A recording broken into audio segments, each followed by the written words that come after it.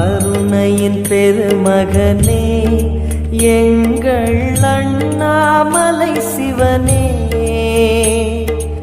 ஆடிய பாதத்தில் ஓரிடம் வேண்டும், ஆடிய பாதத்தில் ஓரிடம் வேண்டும்.